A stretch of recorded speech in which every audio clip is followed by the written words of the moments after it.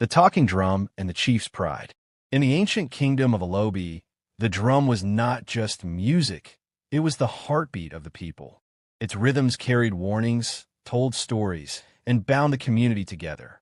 Among them lived Olu, a humble drummer whose gift was unmatched.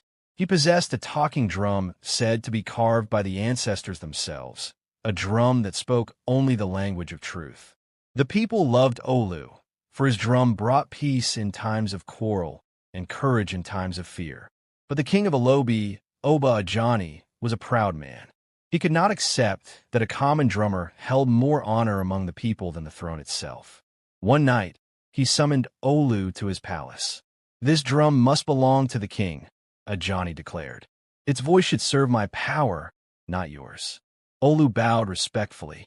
"Kabiisi, the drum does not serve pride or power. It serves only truth." But the king ignored him and seized the drum. He struck it with force, yet it remained silent. He ordered his drummers to beat it, but still it would not speak.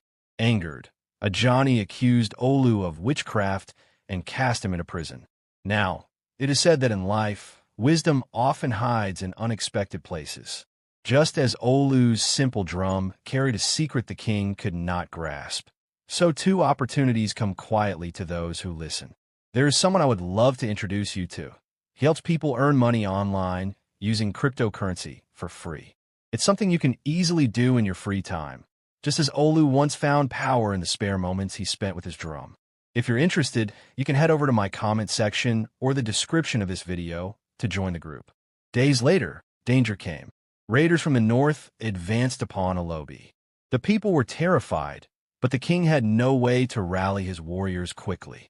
The drum, his prize, remained mute. The people cried for Olu. Shackled and weary, he was brought from his cell. With gentle hands, he touched the drum and whispered a prayer. Then he struck it softly. At once, the drum thundered across the land, carrying a message of unity and war. Neighboring villages heard its voice and came to Alobi's aid. Together, they drove the raiders away. When the dust cleared, the people hailed Olu as savior. The king, humbled and ashamed, knelt before him. "Forgive me, Olu," he said. "I tried to possess what can never be owned." Olu lifted him gently. "Kabiisi, greatness is not in seizing power, but in serving with truth. Pride silences wisdom, but humility allows truth to be heard."